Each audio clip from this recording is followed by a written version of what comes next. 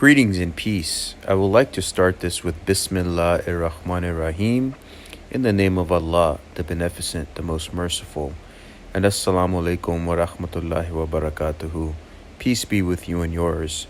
Today's presentation explores the Islamic origins of the ancient accepted Scottish Rite of Freemasonry, the AASR. I hope you enjoy this, and thank you for joining me. This presentation is created for academic, educational, entertainment, and free speech purposes only. It does not advocate or encourage anyone to join Freemasonry, secret societies, or any spiritual order. The purpose is critical inquiry and historical reflection. All interpretations herein remain open to scholarly debate and should be treated as an exploration of cultural and philosophical interconnections, not as dogma. The views expressed here challenge conventional historiography and the Eurocentric assumptions embedded within mainstream Masonic literature. The presentation does not accuse individuals or institutions, but aims to deconstruct selective narratives and to restore the forgotten Eastern influences that shaped one of the most secretive and mythologized systems of modern esotericism, the ancient accepted Scottish Rite of Freemasonry. As we begin, we explore that the official story of Freemasonry's evolution, as promoted by Masonic lodges and European scholars, portrays it as the product of Enlightenment rationalism and medieval stonemasonry guilds. Yet, this tale omits the global exchanges that fed Europe's intellectual rebirth. The AASR's ritual language, structure, and symbols resonate deeply with Islamic, Persian, and North African mystical traditions that long predate Scotland or France. The modern gatekeepers dismiss this view, protecting an insular orthodoxy rooted in cultural pride. But beneath their polished regalia and Latin maxims lies an esoteric lineage that cannot be fully understood without tracing its Islamic and Oriental antecedents, the hidden rivers that nourished Europe's mystical renaissance, and the Moorish Islamic presence in Spain. The ancient accepted Scottish Rite, codified in the 18th century, is composed of 33 degrees, each representing moral and metaphysical initiations, culminating in spiritual illumination. While Masonic historians attribute its creation to European reformers, many of its core symbols, the all-seeing eye, the double-headed eagle, the compass, and the cubic stone, have direct counterparts in Sufi, Ismaili, and Fatimid iconography. The very architecture of the rite, emphasizing ascent through levels of knowledge, mirrors the Sufi maqamat, stations of spiritual progress, and Ismaili ta'wil, which is the esoteric interpretation. These parallels suggest that the AASR structure is not a Western invention, but rather an adaptation of Eastern spiritual frameworks encoded into Masonic language. In the Islamic world of the 8th through the 12th centuries, Fatwa brotherhoods embodied chivalric ethics rooted in the Quran and Sufi discipline. Members pledged themselves to humility, generosity, and sacred craftsmanship, ideals that later resurfaced in Masonic constitutions. These Fatwa guilds, supported by Sufi orders, used secret initiations, moral allegories, and degrees of membership strikingly similar to later European lodges. Their manuals emphasized building both the outer world and the inner soul, a union of architecture and spirituality. This duality would become the foundational metaphor of Masonry. Thus, before operative Masons ever existed in Europe, Islamic mystics had already mastered the idea that stonework was symbolic of divine construction within man. Al-Andalus, the Islamic civilization of medieval Spain, was a crossroads of Arabic, Jewish, and Christian scholarship. Here, Hermeticism, Kabbalah, and Sufism intertwined, birthing a unique esoteric language that blended geometry, cosmology, and divine symbolism. The transmission of these ideas to Europe through translations in Toledo and Cordoba laid the foundations for the later Rosicrucian and Masonic philosophies.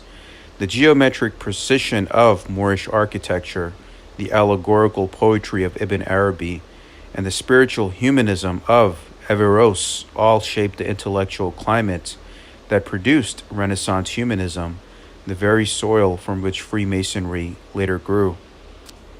The Fatimid Caliphate of North Africa established the House of Wisdom, Beit al-Hikmah, where esoteric study, science, and metaphysics merged. The Ismaili Dawa system organized initiates into hierarchical ranks, imparting knowledge through allegory and secrecy.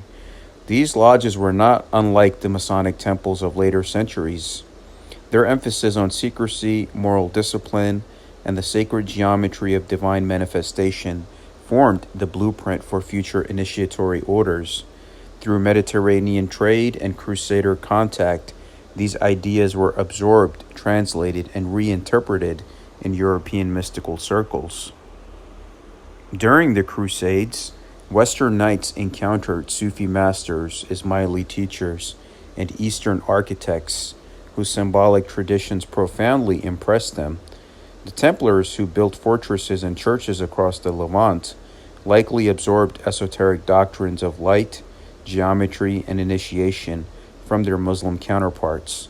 These experiences redefined chivalric spirituality, the Templars' reverence for secret wisdom, and their rumored initiation rites mirror Eastern initiatory customs.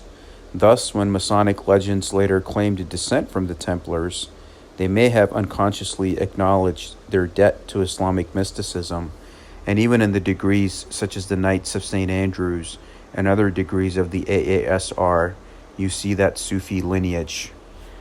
Freemasonry venerates geometry as the sacred science of creation. This principle traces directly to Arabic mathematical texts, such as Al-Khwarizmi's algebra and Al-Hazen's optics, which introduced proportion, symmetry, and light analysis into Western thought.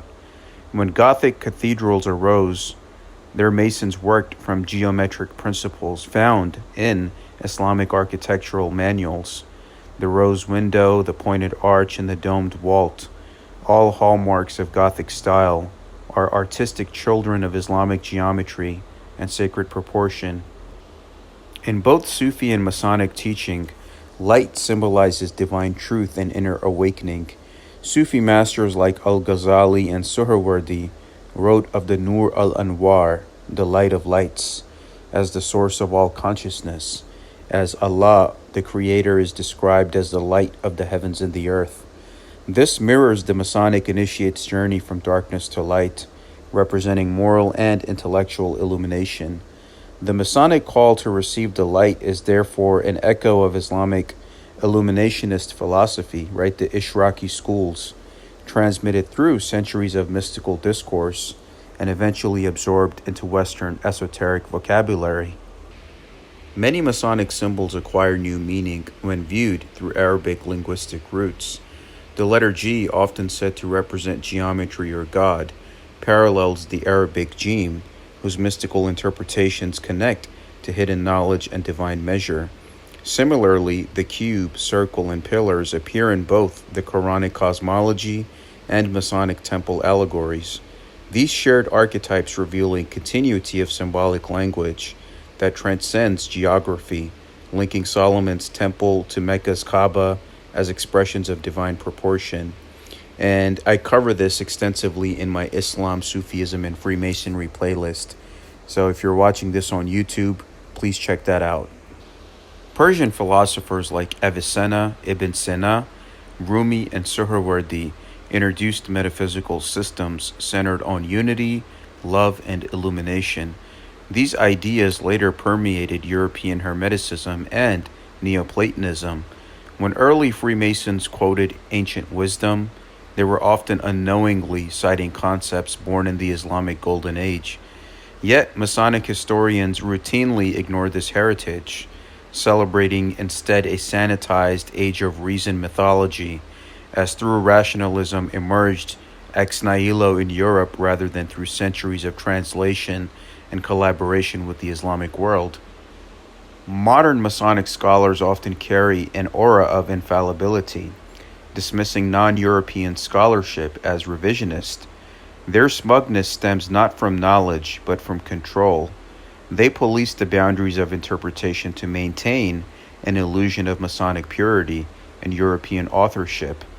This arrogance obscures the truth that Freemasonry's moral language, its geometry, and even its initiatory drama are inherited from Islamic philosophical traditions that valued truth-seeking over ego. And many of these so-called Masonic scholars would dismiss Eastern sources as fringe Masonry, which is not the case. Membership in Freemasonry does not guarantee moral integrity. So just because somebody's a Freemason or they have a past master or 33 next to their name does not mean that they are good people.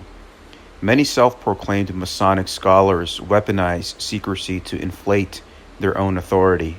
The fraternity's language of equality often conceals intellectual elitism and class-based exclusion. By elevating themselves as quote-unquote keepers of light, these individuals ironically betray the humility that true esotericism demands. In this sense, the real enemies of Freemasonry are not its critics, but its vain interpreters. The scientific symbolism within Freemasonry, the compass, the square, the measurement of stars, descends directly from Arabic astronomy and mathematics. Al-Biruni's celestial measurements and Al-Tusi's geometric models were later integrated into European speculative thought, and these are the 7 liberal arts of Freemasonry, and the Arabic names of the stars, algebra, it all comes from the East. These instruments became moral allegories in Masonry, but their original context was devotional science, the study of creation as a reflection of divine order. Europe inherited these symbols, but often erased their originators. Before the Scottish Rite, the Rosicrucian manifestos of the 17th century fused Christian, Hermetic, and Sufi imagery into a global philosophy of wisdom. These texts circulated among early Masons and alchemists, emphasizing illumination through hidden Eastern knowledge. Scholars like Robert Flood and Elias Ashmole drew on Arabic alchemical sources, showing that Europe's esoteric awakening was born from dialogue with the Islamic East, not isolation from it. In the 33rd and final degree of the Scottish Rite, the initiate is symbolically revealed as a spiritual descendant of the Knights Templar. He is instructed to uphold the legacy of Jacques de Molay, avenging not through violence, but through remembrance and truth-telling. This revelation declares that the Templars carried hidden Eastern knowledge, wisdom preserved by mystics, Sufis, and Moors, and buried by the medieval church. The candidate learns that the true vengeance of the Templars lies in the restoration of truth, acknowledging that their sacred sciences and geometric mysteries came not from Europe's cathedrals alone, but from the libraries and lodges of Cairo, Baghdad, and Granada. During the 19th century, colonial-era Freemasonry reconstructed its lineage to fit imperial narratives. The Eastern influence was systematically erased to glorify Western reason and diminish Islamic intellectual authority. This act of cultural theft continues in modern scholarship, especially in academia as well, where Freemasonry is framed as the product of European genius rather than the cross-pollination of civilizations that birthed it. To study Freemasonry with intellectual honesty, one must read Arabic, Persian, and Hebrew sources, not merely English and French lodge archives. Only by reuniting these voices can we see the Masonic tradition for what it truly is, a global spiritual architecture built by many cultures. True enlightenment requires humility, the recognition that wisdom has no nationality and that arrogance is the greatest obstacle to knowledge. A new generation of researchers is uncovering Arabic manuscripts, Islamic philosophical texts, and architectural blueprints that connect directly to Masonic symbols. These discoveries threaten entrenched Western narratives and invite dialogue across civilizations. In this pluralistic age, the Freemasons' great work must be understood as humanity's collective pursuit of illumination, not a European conquest, but a shared inheritance of light. The ancient accepted Scottish Rite is not a purely European creation. It is a palimpsest of Eastern mysticism, overlaid with Enlightenment rationalism and Christian allegory. To deny this is to perpetuate ignorance and cultural vanity. The truth buried by centuries of smugness and secrecy is simple. The light of Masonry was kindled in the East, and in reclaiming that truth, we reclaim a more honest vision of humanity's spiritual evolution. Here are some references that I recommend that you pursue in your further studies of this subject, and I highly recommend checking out all of these works and studying them. Please take a moment to pause and take a snapshot of this. Thank you for exploring hidden wisdom and suppressed history. Thank you all my friends for watching. If any questions or comments, please email me at salmansheikh911@gmail.com. And of course, all my work is under the copyright laws of fair use for nonprofit, free speech, education, entertainment, and awareness purposes. Thank you so much. All rights reserved.